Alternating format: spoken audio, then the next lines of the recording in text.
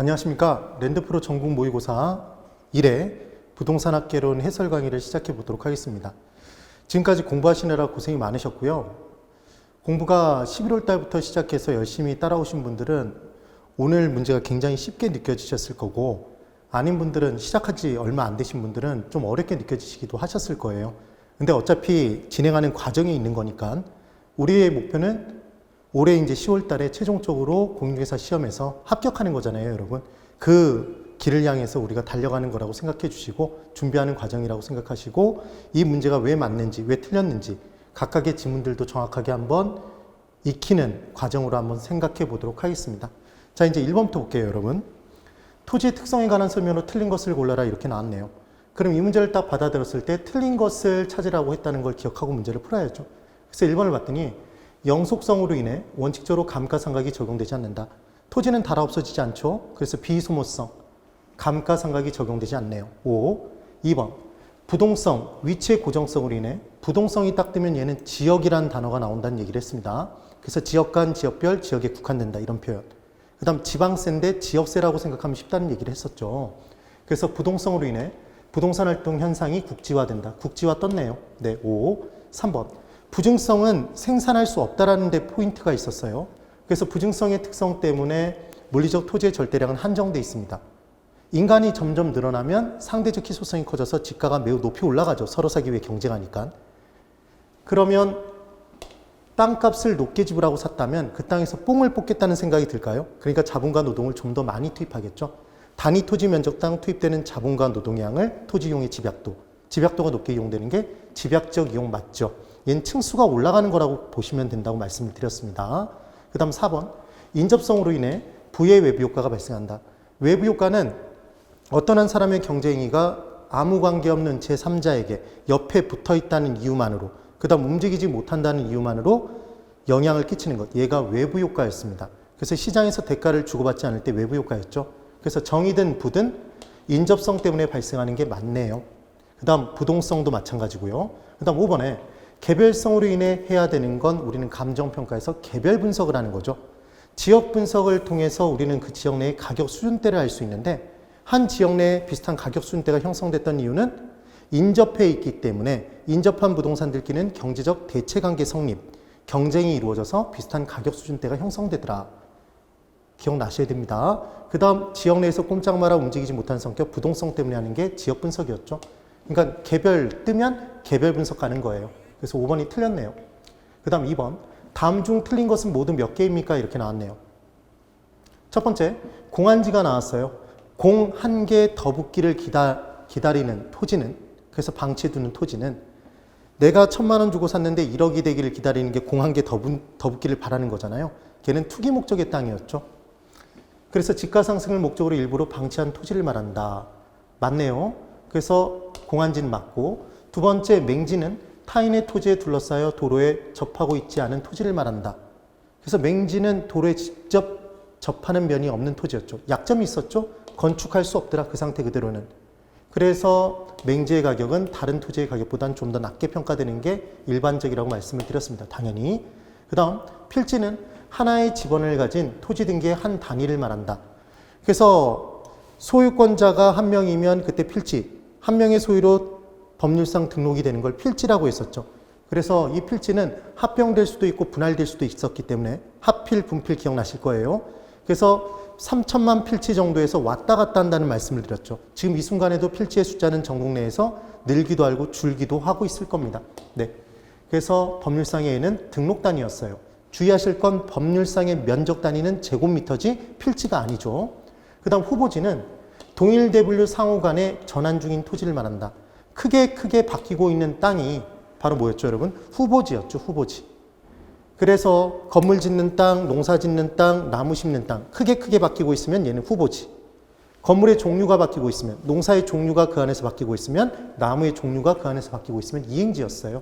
그러니까 지금 후보지의 내용도 맞네요. 법지는 법과 실익 중에 뭐만 있는 땅이었죠? 법으로만. 그래서 소유권은 인정되나 사용의 실익이 없거나 거의 없는 토지였죠. 경사면의 토지. 그 내용이었습니다. 그래서 지금 법지 부분만 틀리고 네 가지는 다 맞았네요. 틀린 것은 모두 몇 개입니까? 이렇게 물어봤죠. 얘는 한 개겠죠. 근데 이걸 분명히 네 개라고 대답하신 분들이 있을 거예요. 왜냐하면 옳은 것은 몇 개입니까로 잘못 읽으신 거죠. 1번이 답입니다. 그 다음 3번. 아파트 매매 시장에서 수요량과 수요의 변화에 관한 설명으로 옳은 것을 골라보래요.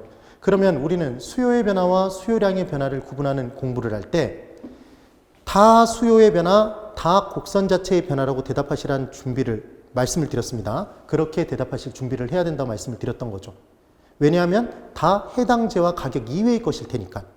딱 하나 뭐가 떴을 때만, 해당제와의 가격이 떴을 때만 걔는 수요량의 변화고 걔만 곡선상의 점의 이동으로 나타났던 거죠. 그 개념을 정확히 기억하시면 돼요. 그래서 1번에 아파트 가격이 상승하면 이렇게 나왔네요. 그럼 지금 아파트 매매 시장이니까 아파트 가격이면 해당지와의 가격이잖아요. 가격이 변화했어요. 수요량의 변화지 수요의 변화가 아니네요. X. 2번. 실질 소득이 증가하면 얘는 가격 이외 요소가 변한 거죠. 그러니까 가격 이외니까 수요량의 변화가 아니라 수요의 변화죠. 그래서 X. 3번. 대체제인 단독주택 가격이 하락했대요. 그럼 얘도 해당지와인 아파트 가격이 변한 게 아니잖아요. 가격 이외 요소가 변한 거네요. 단독주택 가격이 하락하면 이 단독주택으로 수요가 넘어오겠죠. 그래서 얘는 수요의 변화가 맞습니다. 가격 이외니까 수요의 변화가 맞죠. 그래서 아파트 수요 곡선 자체가 이동하는데 대체제인 단독주택 가격이 하락하니까 단독주택으로 수요가 넘어갔으니까 아파트 수요는 감소인 거죠. 수요가 감소하면 수요 곡선이 어디로 이동하죠, 여러분? 좌측으로 이동하죠. 그럼 수요 곡선은 우하향하는 곡선입니다. 이렇게 그려놓고 수요 감소니까 좌측으로 이동했어요. 그럼 보면 좌하향 이동이 맞잖아요. 얘를 다르게 판단해 볼 수도 있습니다. 수요가 감소했으니까 초과 공급. 가격은 하락하죠. 상하가 가격의 움직임을 보여주고 있다고 그랬어요. 하향했다니까 가격의 하락. 그 다음 수요 감소, 거래량 감소. 거래량 감소면 좌측 이동하죠. 좌하향 이동이 맞네요. 그래서 지금 맞는 건 3번인 거죠. 그럼 이제 4번. 아파트 담보 대출 금리가 상승이 됐대요. 그러면 얘는 가격 이외 요소가 변한 거죠. 그럼 대출 금리가 상승했다면 돈 빌리기 어려워집니다. 이자 비용이 커지니까. 수요의 변화가 맞죠. 가격 이외니까 수요의 변화 맞네요, 우선. 그럼 수요 감소니까 곡선 자체가 좌측으로 하향 이동해야 되는데 좌측 이동, 하향 이동 합쳐서 좌하향 이동해야 되는데 동일한 수요 곡선상에서 점이 이동한다 그랬으니까 얘는 X네요. 곡선 자체의 변화지. 그 다음 5번. 아파트 거래세가 인상됐대요. 그러면 아파트 사실 거예요, 여러분? 안 사시겠죠? 얘는 수요 감소입니다. 가격 이외죠. 가격 이외니까 얘는 수요량의 변화가 아니라 수요의 변화네요. 그래서 이미 틀렸습니다. 답은 3번이 되겠네요. 이렇게 정리를 해두시면 되는 거죠. 지금 정말 대표적인 문제들을 풀고 있는 거예요. 그 다음 4번. 주택 매매 시장의 수요와 공급에 관한 설명으로 틀린 것을 골라보랍니다. X축에는 수량이 있죠, 여러분. 수요량, 공급량. Y축에는 가격이 있어요. 지금 그 얘기죠. 수요의 가격 탄력성은 절대값을 의미한대요. 다른 조건은 모두 동일하답니다. 1번. 주택의 수요와 공급이 모두 감소한대요. 그럼 균형 가격의 변화는 왼수로 하시라는 얘기를 했어요. 왼손은 수요, 오른손은 공급이었죠. 증가하면 올리고 감소하면 내렸던 것. 그러면 수요와 공급이 모두 감소했다 그랬으니까 왼손 수요, 오른손 공급이에요. 수요 감소, 공급 감소인데 얼마만큼씩인지를 안 줬으니까 밑에서 이렇게 있어야죠. 그럼 초과를 알 수 없으니까 가격의 변화는 알 수 없어요가 답인데 가격이 하락한다고 얘기했네요. 그래서 X고. 수요 감소, 거래량 감소, 공급 감소, 거래량 감소 요인이에요. 그러니까 거래량은 반드시 감소한다는 맞네요. 그래서 가격 변화를 알 수 없는데 하락한다 그래서 1번이 틀린 답이 됩니다. 그럼 이제 2번부터 보면 2번에 주택 공급의 가격 탄력성이 완전 비탄력적이랍니다. 그때 수요가 증가하면 이렇게 줬죠. 그럼 이 부분 문제를 풀 때는 완전 비탄력적이라고 준 순간 수직선 하나를 그리는 거죠. 그럼 수직선을 그려놓은 상태에서 수요가 증가하면 초과 수요로 가격은 상승해요. 그런데 수직선이면 상하 변화의 폭이 크니까 얘는 많이 변하는 게 맞죠. 가격은 상하로 움직이니까. 그런데 좌우는 변화가 없죠.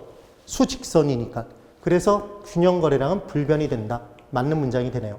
그 다음 3번. 주택 수요의 가격 탄력성이 완전 탄력적이면 얘는 반대로 수평선을 그리죠.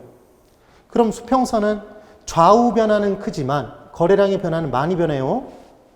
그때 가격 변화, 상하 변화는 없는 거죠.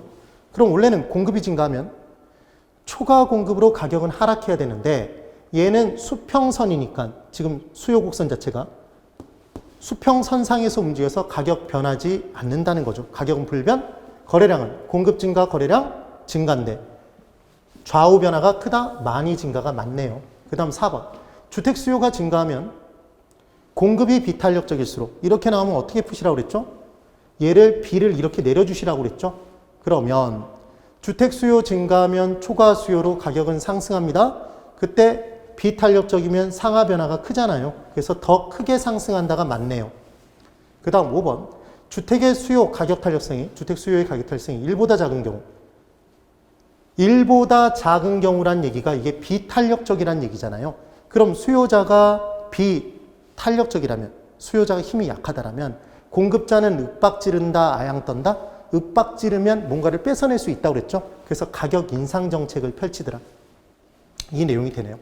그래서 지금 틀린 답은 1번이 틀렸다라는 걸 기억해 두시고 왜 2, 3, 4, 5번까지가 내용이 정리되는지를 기억하시면 되겠죠.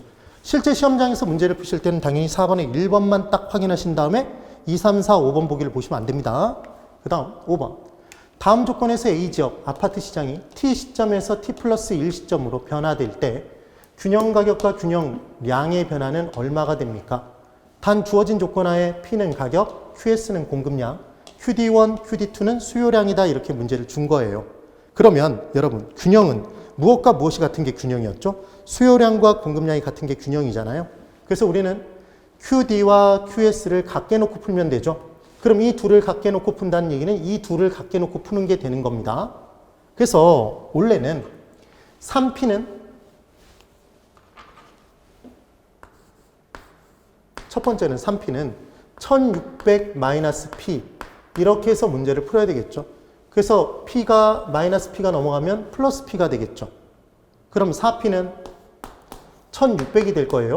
이렇게 풀어야 되는 겁니다. P는 그럼 400이겠죠. 균형 가격이 400이면 400을 각각의 식 어디에나 집어넣어 주면 얘 400을 집어넣으면 1200인가요? 3 곱하기 400은 1200이잖아요. 그럼 양은 지금 1200이에요. 첫 번째는. 이게 T 시점인 거죠. T 시점에서. 그럼 T 플러스 1 시점에서는 뭐와 뭐가 같은 거죠, 여러분? 공급함수 3P, 지금 QS, QD, 2를 이번엔 각게 놓고 풀어야 되죠. 그럼 3P는 2500 마이너스 P, 2P죠. 3P는 2500 마이너스 2P가 되더라.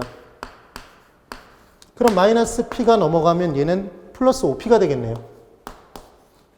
그래서 2500. 그럼 P는 얼마가 나온다? 500이 되겠죠. 500.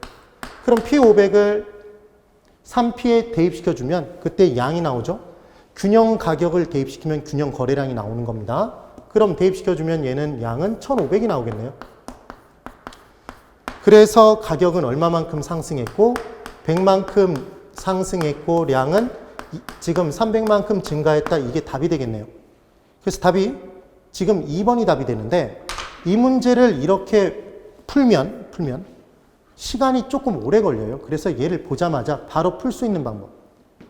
문제가 주어지면 균형점 문제가 주어지면 P는 P끼리 모으고 중요한 건 공급함수의 P는 플러스로 되어 있습니다. 가격과 공급량은 비례관계이기 때문에 수요함수의 P 앞에는 마이너스가 붙어 있어요. 항상 가격과 수요량이 반비례관계이기 때문에 그럼 이 둘을 좌변과 우변에 각게 놓고 풀면 항상 이 마이너스가 띄어진 상태에서 그냥 더하게 돼 있어요.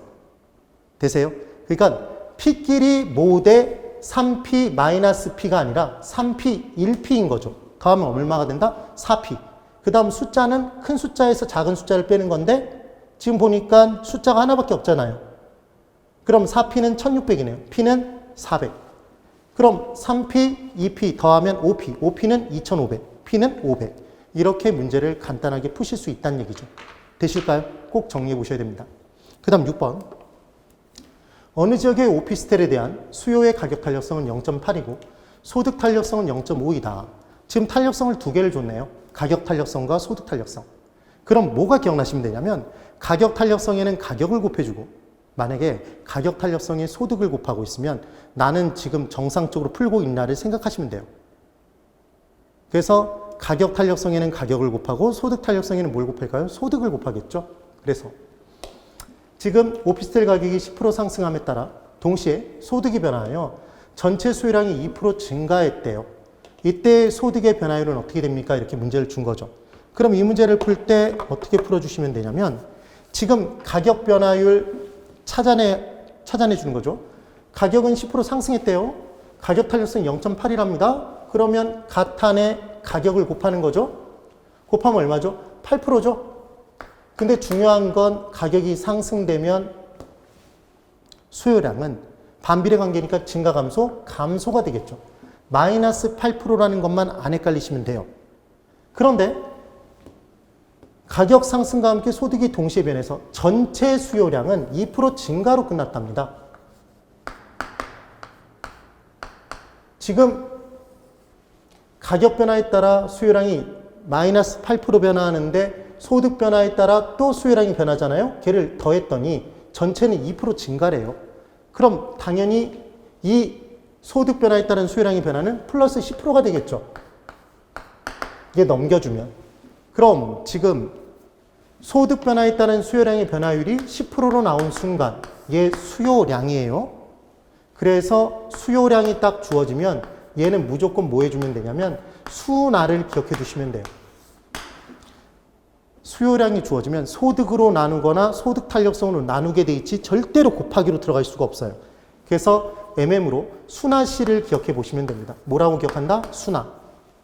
그럼 나누기 소득 탄력성 0.5를 해주면 10% 나누기 0.5를 해주시면 얘는 20%가 나오잖아요. 그래서 20% 증가가 됩니다. 비교 꼭 해두세요. 그러니까 지금 무슨 얘기냐면 가격이 변해서 수요량이 변하고 소득이 변해서 또 수요량이 변해요. 그럼 그 둘을 더한 게 전체 수요량의 변화일 거 아니에요. 가격 변화로 8%만큼 감소해야 되는데 전체가 2% 증가로 끝났다면 소득 변화로 10%가 증가되고 끝났다는 얘기죠, 지금. 소득 변화로는. 그럼 소득 변화율, 소득의 변화에 따라 수요량이 10% 변화했다면 소득 탄력성이 0.5일 때 얼마만큼 소득이 변한 것이냐 이 문제잖아요. 무조건 기억하십시오. 수요량이 나왔다면 나누기 하시는 거예요. 수나, 수곱이 아닙니다. 수나씨를 기억하시는 거예요. 그래서 지금 답은 몇 번? 4번이 답이 되는 겁니다. 그 다음 7번. 부동산 경기 변동에 관한 설명으로 틀린 것을 골라보랍니다. 부동산 경기는 지역별로 다르게 변동될 수 있으며 같은 지역에서도 부분 시장별로 다른 변동 양상을 볼 수 있다. 지역별, 용도별로 다 다르게 나타날 수 있어요. 그 다음 부동산 경기는 사실상 건축 경기였죠. 그것도 주택 건축 경기였습니다. 그래서 건축 착공량과 거래량 등으로 확인할 수 있다고 그랬죠. 그럼 건축 착공되는 그 순간 경기가 좋은 거고 동행지표. 거래되는 그 순간 공인중개사인 우리 입장에서는 경기가 좋은 거잖아요. 이 둘은 동행지표였습니다. 그 다음 3번. 부동산 경기 변동은 불규칙적이고 불명확하다. 우리가 공부하는 부동산 학개론 내용에서 규칙적이고 명확한 거 하나도 없어요. 그게 문제 푸는 요령. 그 다음 4번. 부동산 경기가 상승 국면일 때는 가격이 올라가고 있죠. 그럼 가격이 올라가고 있을 때 직전에 거래된 거래 사례 가격이 상한가인지 하한가인지를 기억하시는 방법은 가격이 올라가고 있죠. 지금 여러분 가격이 올라가고 있습니다. 이렇게. 그럼 직전 거래 가격이 제일 낮죠. 기존 가격이. 그러니까 얘는 하한가 상한가 하한가로 작용하겠죠. 근데 지금 뭐라고 얘기했다? 상한가. 그럼 가격이 하락하고 있는 국면이라면 후퇴시장, 하향시장이라면 가격이 떨어지고 있는 걸 이렇게 표시하면 되죠. 기존 가격이 제일 높겠죠. 상한가로 작용한다. 그래서 지금 4번이 틀렸다는 걸 잡아내시면 됩니다. 그 다음 5번. 업무용 부동산의 경우에 부동산 경기의 하강 국면이 장기화되면 임대가 잘 안 돼요. 그래서 공실률이 증가하는 경향이 발생할 수 있다. 지금 그 얘기입니다. 그 다음 8번. 어느 지역의 수요함수, 공급함수를 이렇게 줬대요. 근데 이 문제를 쫙 이렇게 다 읽을 생각을 하지 말고 먼저 뭘 물어봤는지를 보는 거예요.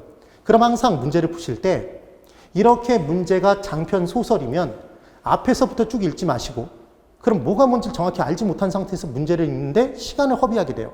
그래서 무조건 제일 끝에서부터 다음 점 나타나기 전 그럼 한 단락을 읽으시라는 거죠. 그래서 봤더니 거미집 이론에 의한 A와 B 모형 형태와 A 부동산, B 부동산 상품의 관계를 구해보래요.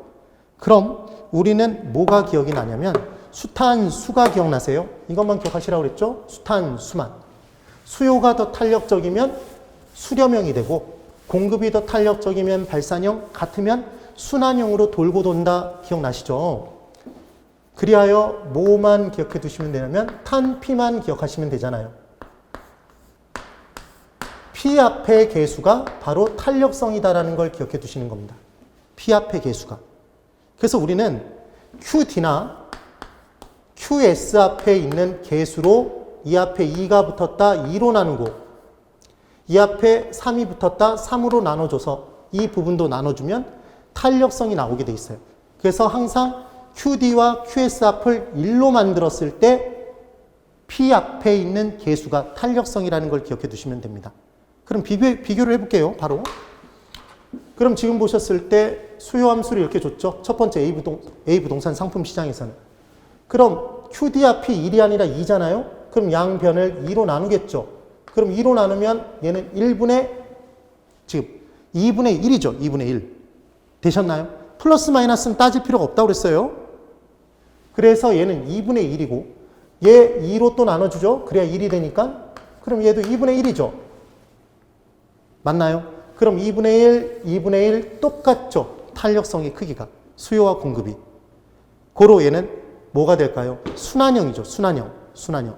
그럼 순환형이 아닌 애를 지워버리는 거죠. 이렇게. 지웠습니다. 그리고 두 번째. B부동산 상품 시장 QDRP 개수가 1이에요. 그럼 얘는 2를 읽으면 된다는 얘기입니다. 지금. 근데 3QS 여기 4P, P4를 읽어버리면 안 돼요. 얘는 QS 앞이 3이니까 3으로 나눠서 얘를 1로 만들어줘야죠. 3분의 4죠. 그럼 2와 3분의 4 중에 뭐가 더 크죠? 2가 더 크죠. 그러니까 수요가 QD, 탄력성이 2로 더 크네요. 수죠. 되셨나요? 그래서 지금 수렴형인 건 둘이죠. 그럼 2번과 5번 둘 중에 하나일 텐데 이제 봤더니 A 부동산 상품의 가격이 5% 상승하면 A 부동산 상품의 수요량은 감소할 겁니다. 그때 B 부동산 상품의 수요가 4% 증가했다면 A와 B가 상호간의 대체제니까 A 부동산 가격이 올라가니까 B로 넘어갔다는 얘기잖아요. 그래서 A와 B는 무슨 제다? 대체제 관계겠네요. 대체제. 그래서 답은 5번이 답이 되는 겁니다. 판단되실 수 있겠죠? 꼭 기억하세요, 여러분.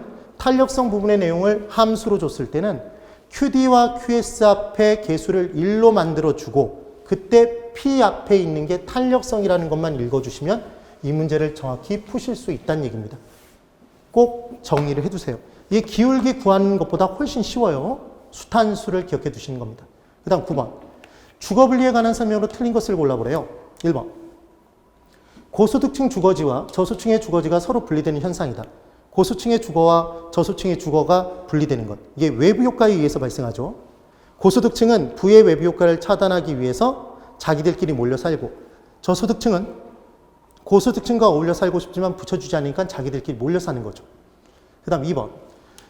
고소득층 주거지와 저소득층 주거지가 인접한 경우에 경계지역 부분의 고소득층 주택은 할증 거래되고 저소득층 주택은 할인되어 거래된다 이렇게 돼 있는데 제가 이 부분 어떻게 푸시라는 말씀을 드렸냐면 고저할아버지를 기억해 보시라고 했죠.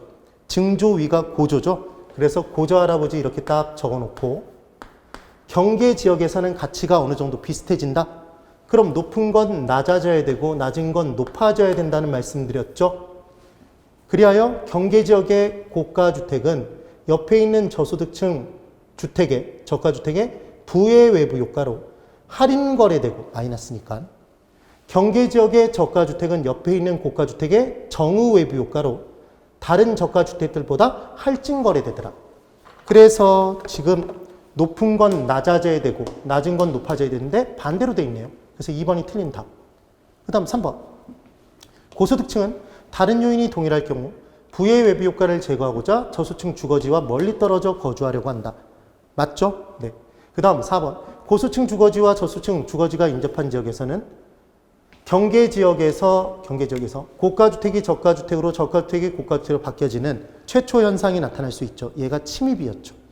그리고 아예 저소득층의 주거지가 고소득층의 주거지역으로 바뀌어버릴 수도 있죠. 이렇게 침입의 결과로 나타나서 아예 다른 성격을 띠는 지역으로 바뀌는 게 계승, 뒤집으면 승계 또는 천이라는 표현을 썼습니다. 그 내용. 그래서 침입으로만 끝날 수도 있고 계승은 나타나지 않을 수도 있다고 그랬죠. 5. 그 다음 5번. 도시 전체뿐만 아니라 지리적으로 인접한 근린 지역에서도 주거분리는 나타날 수 있더라. 네. 그 다음 10번.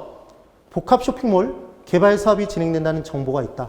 다음과 같이 주어진 조건 하에서 이 정보의 현재 가치는 얼마입니까? 이렇게 문제가 나왔네요. 실제로 이 문제가 나왔다면 무조건 정보가치 계산 문제구나. 이렇게 문제를 풀어주는 거예요. 그래서 기억해 두실 때 어떻게 이제 들어가 주냐면 무조건, 얘는 조건이 없습니다. 차이를 구하세요. 차이를. 그리고 차이를 구한 상태에서 뭐 하냐면 안 될 확률을 곱해 주세요. 안 되는 걸.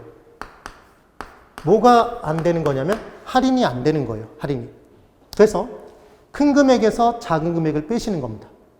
그리고 개발될 가능성을 곱하는 게 아니라 개발 안 될 가능성을 곱해 주시는 거예요. 차이를 구해놓고 개발 안 될 퍼센트 확률을 곱해 주시고 할인율로 나눠주시는 겁니다. 할인율로. 그래서 이제 할인율로 나눠주면 된다는 거죠. 한번 해볼까요?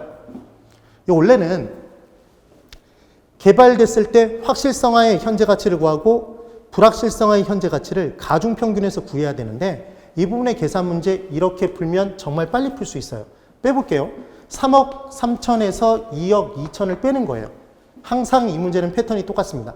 개발되면 얼마, 개발되지 않으면 얼마라고 주는 거죠. 그럼 2억 2천을 딱 이렇게 빼주면 얼마가 계산되죠, 여러분? 얘는 1억 1천만 원이 계산될 거잖아요. 맞죠? 그래서 1억 1천만 원이 딱 나온 거예요. 1, 1, 00 뭐 이런 식으로 000까지 찍어봐도 되겠죠. 이렇게 나왔습니다. 그리고 개발되지 않을 확률이 얼마죠, 여러분? 개발될 가능성이 60%면 개발 안 될 확률은 40%잖아요. 그럼 여기다 0.4를 곱해요. 40%를 곱하셔도 됩니다. 그럼 얘는 얼마가 나오죠? 4,400만 원이 나오겠죠? 4,400만 원. 여기다가 이제 요구 수익률이 몇 프로니까? 10%니까. 이 금액 자체가 110% 된 금액이란 얘기잖아요. 1년 뒤니까 한 번. 그럼 얘를 110%에 한 번으로 나눠주면 되겠네요. 1.1로. 나누기 1.1. 그럼 얼마가 나온다? 4,000이 나오겠네요. 계산 간단하죠? 차를 살 때 안 되는 거예요. 할인이 안 되는 거죠. 그래서 차 안 된다, 할인이 안 되는 겁니다. 뭐 바꿔서 하셔도 아무 상관이 없어요. 순서 큰 금액에서 작은 금액 뺀다, 나온 차액 구한 다음에 안 될 확률 곱하고 할인율로 나눠주면 되더라. 그럼 제가 만약에 2년 뒤라면 1.1을 2번 나눠주면 되겠죠. 그래서 답은 지금 3번이 됩니다. 그럼 이 방법을 아신 분은 1분 안에 충분히 풀겠죠. 11번. 다음 이론에 관한 설명으로 틀린 것을 골라보래요.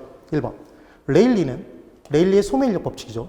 두 중심지가 소비자에게 미치는 영향력의 크기는 두 중심지의 크기에 비례하고, 크기에 비례죠. 거리의 제곱에 반비례하는 거죠. 크기가 클수록 잡아당기는 힘은 커졌던 거잖아요. 그래서 레일리의 소매인력 법칙에 의하면 두 중심지 사이의 경계는 분기점은 큰 도시 쪽에 가까이 위치한다, 작은 도시 쪽에? 작은 도시 쪽에. 작은 도시에 있는 사람들, 근처에 있는 사람들도 큰 도시가 강하게 잡아 끄니까 큰 도시에 가서 물건 살 확률이 높다는 거잖아요. 그 얘기가 됩니다. 그리고 거리가 멀어지면 멀어질수록 잡아당기는 힘, 인력은 작아지는 거고요. 이거 비례 반비례 바꿔서 잘 내요. 그래서 1번이 틀렸네요. 이걸 잡아내 주셔야 됩니다. 그 다음 2번. 배번은 운송비, 노동비, 직접 이익을 고려해서 비용이 최소화되는 지점이 공장의 최적 입지가 된다고 보았다. 그래서 배버의 최소 비용 이론이었죠. 비용 이론은 비읍자 들어간 배버가 만들었던 겁니다. 그때 수송비, 노동비는 비용이니까 적은 곳이 좋은 거고 직접 이익은 큰 곳이 좋은 거죠. 합쳐서 따져준다는 얘기했어요. 만약에 셋 다 가장 작은 곳이 좋다 그러면 X입니다. 그 다음 3번. 컨버스는 경쟁 관계에 있는 두 소매 시장 간 상권의 경계 지점을 확인할 수 있도록 소매 중력 모형을 수정하였다. 그래서 큰 도시를 작은 도시로 나누고 걔는 무언가의 제곱일 것이고 그래서 3의 제곱, 4의 제곱 이렇게 나오면 제곱근 베껴서 3, 4 이렇게 한 다음에 1만 친구, 1을 더한 다음에 두 도시 사이의 거리를 나눠줘 버리면 바로 작은 도시까지의 분기점이 나왔죠. 이 내용.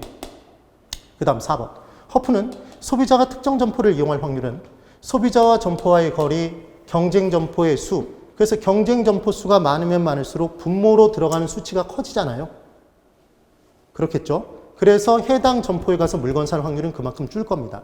그 다음 크기에는 비례, 거리의 제곱의 반비례가 아니라 거리의 마찰계수 승수의 반비례였죠. 그래서 5번.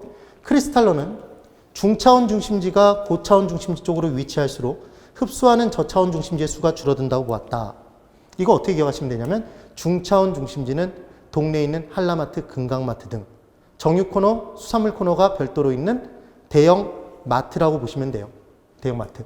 그때 고차원 중심지는 대형 할인점이네요. 이마트 등. 저차원 중심지는 슈퍼라고 생각하시면 됩니다. 그러면 동네 한라마트, 금강마트가 이마트 쪽으로 가까이 갈수록 사람들이 한라마트, 금강마트로 가나요? 이마트 쪽으로 가나요? 이마트 쪽으로 감에 따라 중차원 중심지는 장사가 안 되겠죠.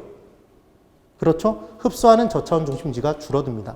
그래서 실제로 중차원 중심지 한라마트, 금강마트는 매출액 증가를 꾀하기 위해 동네 슈퍼 쪽에 가까이 위치하지 이마트 쪽에 위치하지 않잖아요. 그 얘기가 되는 겁니다. 그래서 11번, 1번, 그 다음 12번. 다음의 내용을 모두 설명하는 지대를 골라보래요. 그럼 지대이론에서 차이가 나니까 점마가 입 튀어나오네.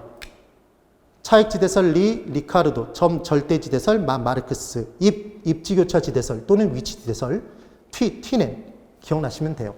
그래서 비옥도가 높은 토지는 한정돼 있답니다. 토지수학 체감의 법칙에 따라 아무리 비옥도가 높은 땅에다가 자본과 노동을 때려박아도 수확량이 계속 증가하지 않아요. 그래서 비옥도가 높은 땅을 또 찾아봤더니 비옥도가 높은 토지는 한정돼 있었죠. 그래서 비옥도가 좀 더 낮은 토지에도 농사를 짓기 시작했다. 그래서 농사를 짓는 마지막 땅, 생산비 들어가는 만큼만 매출액이 발생한 땅, 최고 열등한 땅, 최열등지가 발생했던 거죠. 그래서 해당 토지의 지대는 최열등지의 매출액과의 차액만큼이 지대가 되더라. 그래서 비옥도의 차이가 지대의 결정 요인이라고 답을 줬네요. 차익지대설이죠. 누구의? 리카르도의 차익지대설이 됩니다. 되셨죠? 얘는 준마이라고 외웠던 내용. 일본 사케 중에 유명한 게 준마이죠. 그래서 준지대는 기계장비 등 고정설비에서 발생하는 지대였어요. 노후화가 진행돼서 더 이상 쓸 수 없을 때가 나오기 때문에 단기에는 존재하다가 장기적으로 소멸하죠. 준지대는. 알론소의 입찰지대는 입찰 경쟁의 결과 발생하는 지대예요. 경쟁은 초과윤이 없어질 때까지 발생하죠. 그래서 입찰지대는 초과윤이 가장 많은 지대다 그러면 X가 됩니다. 초과윤은 0이 됩니다. 티넨의 위치지대, 고립국 하나를 가정했죠. 동심원이 5개로 구성되어 있는. 그래서 중앙에 시장이 하나 위치해요. 그러면 외곽에서 농사 지으면 지을수록 중앙의 시장까지 수송비가 많이 들겠죠, 여러분? 그래서 중앙 쪽으로 가까이 위치해서 수송비가 절약되는 부분만큼이 지대가 된다, 였죠. 그래서 위치별로 지대가 달라진다고 주장했던 중요한 이론이었습니다. 서양의 모든 입지 이론의 시초가 티넨의 고립국 이론이었죠. 고립된 나라에서는 제조업을 해야 된다고 얘기했나요? 농업? 만약에 제조업을 하면 TV 뜯어먹고 살아야 된다고 그랬죠. 그러니까 농업이에요, 농업. 그래야 농사를 지으면서 고립된 나라에서도 무역이 불가능할 때도 먹고 살겠죠. 마르크스의 절대지대설은 토지의 소유, 토지의 사유화로부터 지대는 절대적으로 발생한다. 그 얘기였네요. 13번. 부동산 정책에 관한 설명으로 틀린 것을 골라보래요. 1번. 정부의 시장 개입은 사회적 후생 손실을 낳을 수 있다. 후생 손실 부분의 내용이 나오면, 후생이익 이런 부분의 내용이 나오면 헷갈려 하시는데 뭐라고 생각하시면 되냐면 사회 전체적인 거래량이 많으면 그만큼 사회적으로 생산이 많이 된 거예요. 되시겠어요? 근데 사회적인 거래량이 만약에 줄었다 그러면 후생 손실이 발생했다 이렇게 보시면 되는 겁니다. 개념 자체가.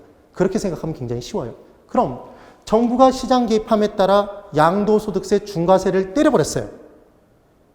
그러면 양도에서 양도 차익을 손에 못 쥐게 되니까 양도가 많아질까요? 줄어들까요? 줄어들겠죠. 그렇나요? 그래서 이때 동결 현상이 나타납니다.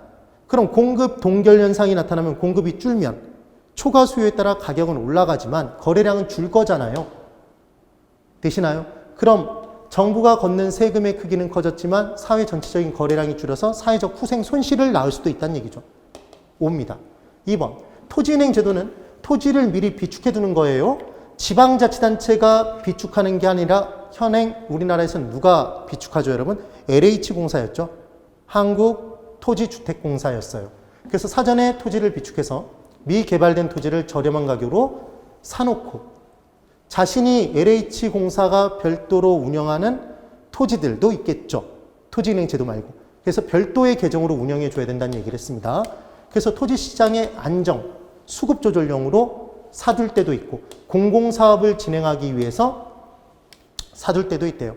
그래서 공공사업용으로 사둘 때에는 수용권을 행사할 수 있지만 수급 조절용으로 살 때는 얘는 수용권을 행사할 수 없다는 얘기를 했어요. 그리고 토지은행 제도는 직접 사서 나중에 공급하니까 수요자, 공급자의 역할을 직접 하면 직접적 개입이었죠. 가격을 직접 건드려도 직접적 개입. 돈이나 정보를 대주는 건 간접적 개입이었던 게 기억나시면 됩니다. 이거 지방자치단체가 틀린 거예요. LH공사입니다. 그 다음 3번. 공공임대주택 공급 정책은 정부가, 공공이 뜨면 정부잖아요. 정부가 임대주택을 직접 지어서 공급해 준대요. 공급자 역할을 했네요. 직접적 개입이죠. 5. 4번. 정보의 비대칭성. 누구는 정보가 있고 누구는 정보가 없어요. 외부 효과 존재한대요. 그럼 얘가 시장 실패의 요인이었잖아요. 그래서 정부가 시장이 실패하니까 개입한다. 5번. 정부의 시장 개입에는 공공임대주택을 직접 생산 공급하거나 주택의 거래나 분배를 통하는 방법도 있더라. 맞네요. 14번. 우리나라 토지정책에 관한 설명으로 틀린 것을 골라보래요. 1번. 개발부담금제는 개발이익을 환수하는 제도였죠, 여러분. 개발이익이란 개발을 함에 따라 평균적인 정상지가 상승분보다 더 많은 이익을 개발자나 주변 사람이 누리게 되는 거죠. 그럼 걔를 그냥 누리도록 만들어버리면 투기가 발생할 가능성이 있죠. 그래서 얘를 환수하는 제도가 있는데 제일 많이 사용하는 방법이 개발이익을 누린 사람에게 부담금을 지우는 거죠. 그래서 1번. 개발부담금제는 개발사업의 시행으로 이익을 얻은 사업 시행자로부터 개발이익의 일정액을 환수하는 제도이다. 5네요. 그 다음 2번. 용도지역지구제는 정의 외부효과 제거가 목적이 아니라 당연히 부의 외부효과 제거가 목적인 거죠. 상호간에 어울리지 않는 이용이 됨에 따라 토지 이용의 효율성이 떨어지는 걸 방지하기 위해서 사용하는 게 지역지구제였어요. 그래서 2번이 틀린 답이네요. 그 다음 3번. 개발권 양도제는 개발권만 양도제였습니다. 토지 이용 규제에 따라 이용 불가능하게 된 개발권을 시장에서 개발 가능 지역 내에 팔 수 있도록 만들매 따라 이용의 형평성을 깨하고자 했던 거죠. 그래서 개발이 제한되는 지역에 토지 소유권에서 개발권만 분리하여, 이거 토지 소유권과 일체로 넘기는 거 아니에요. 분리하여 개발이 필요한 다른 지역에 개발권을 양도할 수 있도록 함에 따라 이 개발권이 용적률로 나중에 전환되죠. 그래서 개발 가능 지역에서는 원래의 용적률 제한보다 높은 층수로 올릴 수 있으니까 다른 지역은 다 층수가 낮은데 주변은 걔만 층수가 올라가면 주변 지역의 통행 통풍 채광에 문제 발생하죠. 그래서 이용의 효율성은 오히려 떨어질 수 있는 제도가 되더라. 그 다음 개발권 이전제가 만연되면 아예 지역지구제의 틀이 와해돼 버리니까 우리나라에서 시행한다 안 한다? 안 한다였죠. 꼭 기억을 해두셔야 돼요.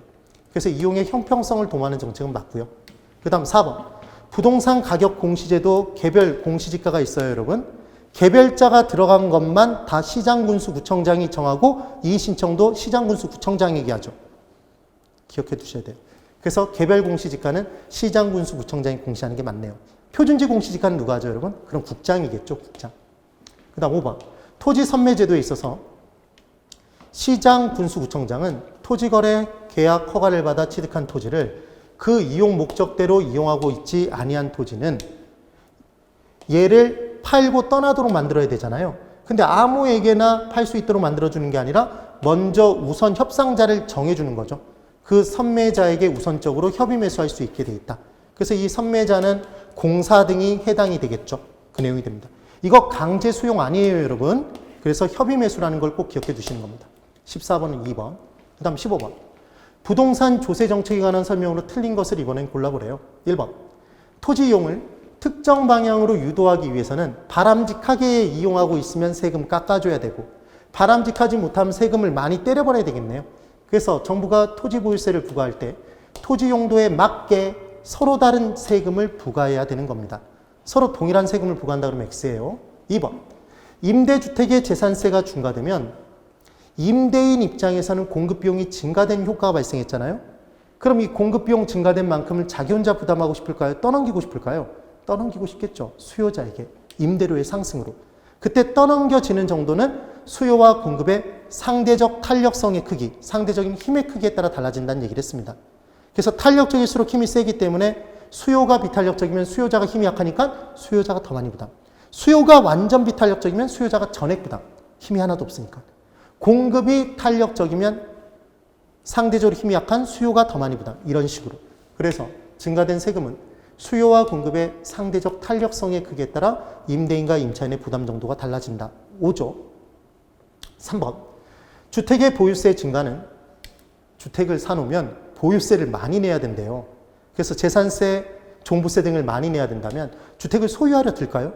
아니겠죠. 그래서 자가 소유를 증가시킬 수 있다. 그래서 X네요. 3번이 틀린다. 그 다음 4번.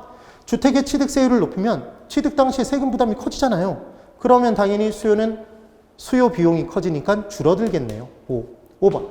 공공임대택의 공급 확대는 단기적으로는 사적 시장 내 임대택 수량이 감소하지 않음에 따라 공공임대택 건설 공급된 수량만큼 전체 수량 증가 효과 발생하죠. 그래서 사적 시장의 임차인 입장에서는 대체할 집이 많아졌기 때문에 수요의 탄력성이 커져서 재산세가 임차인에게 전가되는 현상을 완화시킬 수 있네요. 언제는? 단기에는. 그래서 5가 됩니다. 15번은 3번. 그 다음 16번.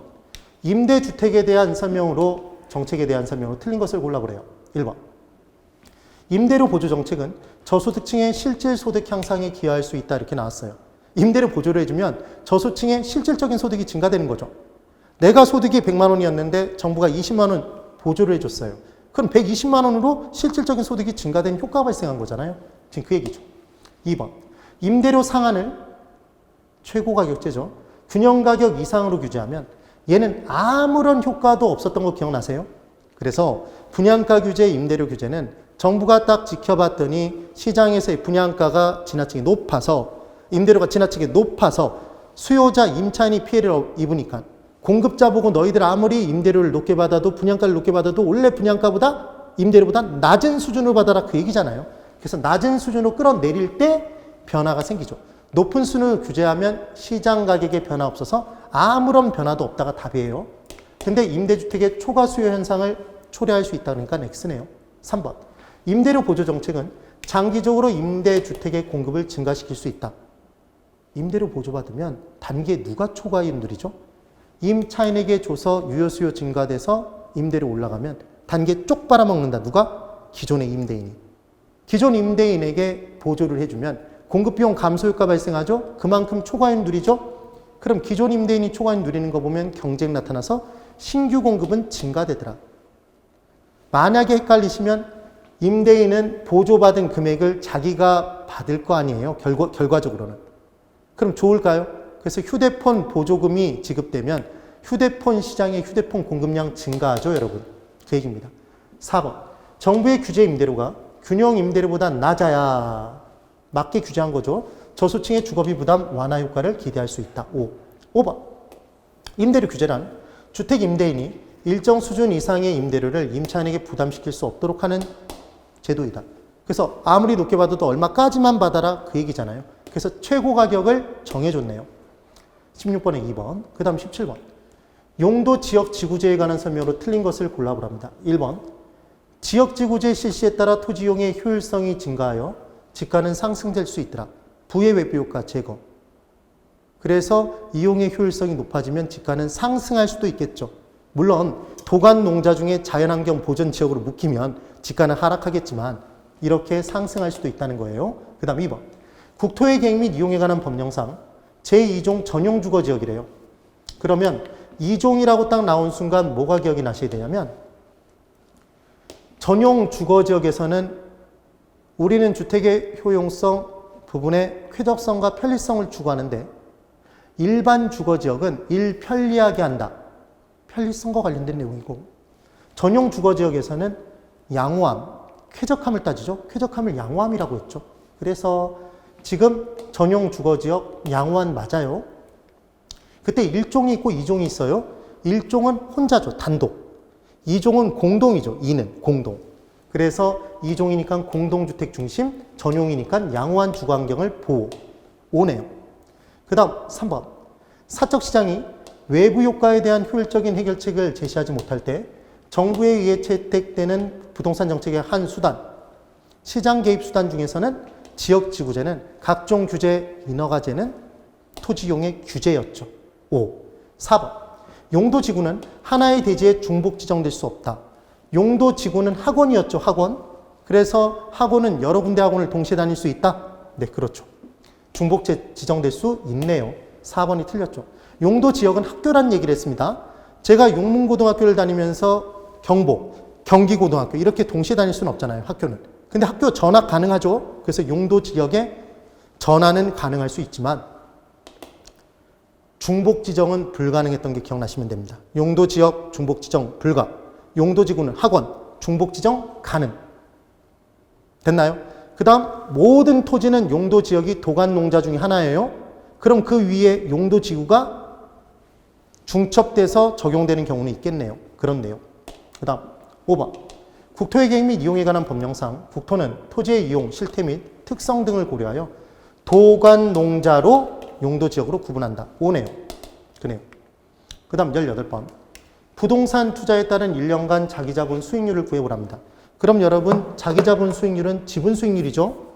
그래서 이 부분 기억하실 때 어떻게 기억하시라는 얘기를 했냐면 이게 기억나나 보세요. 얘는 소자가 기억나시면 돼요.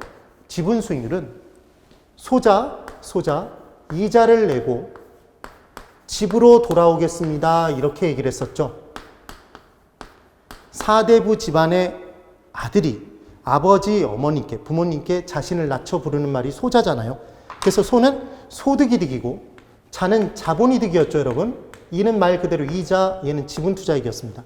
그럼 지금 문제에서 소득이득은 얼마죠, 여러분? 5천만 원이죠? 5천.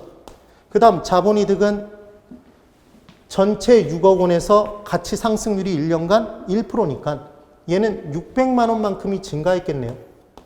자본이득은 600만 원. 그 다음 이자는 금융기관 대출 4억에 이자율이 5%니까 곱하면 2천만 원이죠, 여러분? 2천만 원. 그럼 5,600에서 2,000을 빼면 3,600이 되는 거고 소자 이자를 내고 집으로 돌아오겠습니다지 총으로 돌아오겠습니다가 아니에요. 총으로. 그래서 지분 투자액은 지금 2억이잖아요. 2억으로 나눠줘야죠. 그럼 36 나누기 2를 하면 18이 나오죠. 답은 4번이 됩니다. 꼭 풀어주셔야 되는 계산 문제 중에 하나인 거예요. 푸실 수 있을 거예요, 여러분. 꼭 정리가 되셔야 됩니다. 그 다음 이제 19번. 자산 비중 및 경제 상황별 예상 수익률이 다음과 같을 때 전체 구성 자산의 기대 수익률은 얼마입니까? 이렇게 문제를 줬네요. 확률은 호황일 확률이 50%, 불황일 확률도 50%랍니다. 그러면 원래는 각각의 확률별로 각각 상가, 오피스텔, 아파트 부분에 호황, 불황일 때 수익률이 당연히 다를 거 아니에요. 호황일 때의 수익률이 당연히 높아야죠. 그래서 20%, 불황일 때 10%, 15%, 5%, 10%, 4%죠. 그럼 그렇게 될 확률이 60%로 줄 수도 있고 호황일 때. 그럼 불황이 40%가 되겠죠? 80이면 얘는 20%일 거예요. 근데 계산하기 쉽게 얘는 50%로 줬네요. 그래서 얘는 원래 가중치를 0.5 곱하고 0.5 곱해서 둘을 더해줘야 되는데 그렇게 하나, 지금 50%니까 반반이니까 이 둘을 더한 다음에 2로 나눠주셔도 되잖아요. 결과는 똑같습니다. 그럼 이 둘을 더하면 얼마죠? 30%죠, 여러분. 그럼 30%를 2로 나누니까 15%가 나오겠네요. 그럼 이 둘을 더하면 지금 20%죠? 20%. 얘를 2로 나누면 10%죠? 이 둘을 더하면 14%를 2로 나누면 7%가 되겠죠. 그럼 여기에 가중치가 지금 얼마죠? 30%, 0.3. 얘는 가중치 20%를 실어주고 얘는 50%의 가중치를 실어주면 얘는 4.5%고 계산기로 두들기시는 거예요. 얘는 2%겠죠, 여러분? 얘는 3.5%가 나올 겁니다. 3.5%. 그럼 다 싸그리 다 더해버리면 얼마가 나오죠, 지금? 얘는 4.5, 3.5, 8, 2 더하면 10%가 나오는 거죠. 하실 수 있겠죠, 여러분? 네. 그래서 자산 비중 및 경제 상황별 예상 수익률이 이렇게 주어졌을 때 구성 자산의 전체 기대 수익률을 구하는 방법은 각 구성 자산의 기대 수익률, 그 기대 수익률도 각 상황별 가중 평균치로 구하는 거고 거기에 가중치를 곱해서 구해주면 됩니다. 우리가 구하는 건 다 무슨 평균? 가중 평균이죠. 지금 2로 나눠서 구할 수 있었던 건 확률이 얼마였기 때문이다? 50%로 주어졌기 때문이다. 이렇게 정리해 두시면 됩니다. 그 다음 20번. 화폐의 시간가치에 대한 설명으로 틀린 것을 골라보랍니다. 화폐 시간가치 계수 총 6개, 죽음의 t 기억나시면 돼요. 그래서 어떻게 기억해 두시라는 얘기를 했냐면 하나, 둘, 셋, 넷, 다섯, 여섯이죠. 그래서 현재 가치 계수, 미래 가치 계수였어요. 이때 죽음의 t였습니다. 이거 절대로 못 넘어가죠? 그래서 6개를 3등분 했어요. 이 둘이 역수, 이 둘이 역수, 이 둘이 역수였습니다. 이게 뭐죠, 여러분? 일시불의 현재 가치 계수, 일시불의 미래 가치 계수. 일시불끼리는 미래 가치와 현재 가치가 역수였습니다. 연금의 현재 가치 계수, 연금의 미래 가치 계수, 연금끼리는 절대로 미래 가치와 현재 가치를 섞었을 수 없어요. 그리고 얘는 저당상수였죠. 저당상수는 미음이 없으니까 현재 가치와 관련된 계수였어요. 감채기금 계수, 감채기금 계수, 상환기금 계수, 미음 있죠? 미래 가치와 관련된 계수였습니다. 기억나시면 돼요. 그래서 첫 번째 1번. 일시불의 미래 가치 계수를 계산하는 공식에서는 이자 계산 방법으로 이자에 이자가 붙는 복리 방식 채택하죠. 우리가 공부한 내용에 단리 방식 없어요. 그 다음 2번. 원리금 균등 상환 방식으로 주택 저당 대출을 받았대요. 그럼 제일 먼저 해야 될 게 원리금 균등 상환액을 구하는 겁니다. 그럼 저당 대출의 매기 원리금 균등 상환액을 계산할 때는 저당의 저당 상수 곱해서 구하죠. 그럼 저당 상수를 곱한다는 얘기는 뭐로 나눠도 된다? 연금의 현가 계수로 나눠서 구할 수도 있다. 그 얘기였고. 3번. 10년 후 주택 구입에 필요한 자금 2억 원을 모으기 위해. 그럼 10년 뒤에 2억을 누군가가 준다는 얘기예요. 은행이. 그럼 내가 아무 짓도 안 했는데 2억을 주나요? 내가 모은, 다달이 모은 금액에 이자를 더해서 2억을 되돌려받는 거죠, 우리가. 그럼 얘는 상환기금이네요. 상환기금에 곱하는 건 상환기금 계수, 감채기금 계수였죠. 그래서 몇 년 뒤 얼마를 모으고자 한다. 그때 적립해야 될 금액을 구하기 위해 사용하는 건 감채기금 계수였다는 거 기억하시면 됩니다. 또는 상환기금 계수 5. 그럼 감채기금 계수를 곱하나 아니면 얘의 역수인 연금의 내가 계수로 나누다 결과는 똑같죠. 그 다음 4번. 매월 말 100만 원씩 5년간 들어올 것으로 예상되는 임대료 수입의 현재 가치를 구하래요. 그럼 지금 매월 말 100만 원씩이니까 얘 연금이죠. 연금의 현재 가치를 계산하랍니다. 그럼 우리가 알고 싶은 건 연금의 현재 가치니까 연금의 현재 가치 계수를 곱하면 될 거잖아요. 그래서 연금의 현재 가치 계수는 저당 상수의 역수죠. 얘를 활용할 수 있다. 맞네요. 그 다음 5번. 잔금 비율은 연금의 현가 계수 전체 기간을 연금의 현가 계수 잔여 기간으로 나눠서 계산한다. X죠. 뒤집어졌죠. 그래서 잔금 비율, 상환 비율을 계산할 때는 비율이니까 짝대기 짝. 잔금 비율이면 잔금. 우리가 알고 싶은 잔금이 분자. 그래서 잔여 기간 연금의 현가 계수가 분자. 분모의 전체 기간 연금의 현가 계수였죠. 분모 분자 바꿔놨다는 걸 꼭 기억해 두십시오. 그래서 지금 20번은 5번이에요. 10분 쉬었다가 바로 21번부터 문제를 풀어보도록 하겠습니다. 10분 쉬고 돌아오세요.